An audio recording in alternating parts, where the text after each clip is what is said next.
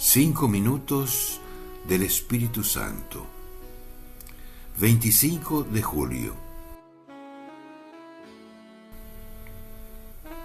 Entrar en la presencia del Espíritu Santo es lograr que por un momento Él sea el único importante. Eso produce un deleite diferente y superior a cualquier otro placer. Un gozo del cual nos privamos muchos creyentes. El tiempo de oración puede ser un tiempo vacío y superficial.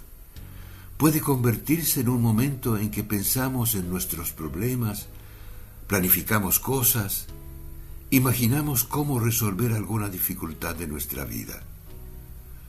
Nos buscamos a nosotros mismos. Pero allí no nos encontramos con el Señor. Eso todavía no es entrar en la presencia del Espíritu Santo.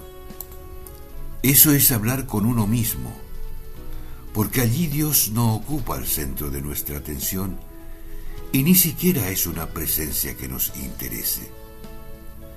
Él es frecuentemente un decorado de nuestro tiempo de reflexión, donde nos ocupamos de nuestra propia vida, analizamos, resolvemos, soñamos y terminamos rezando a un Padre Nuestro para creer que hemos alimentado nuestra dimensión espiritual.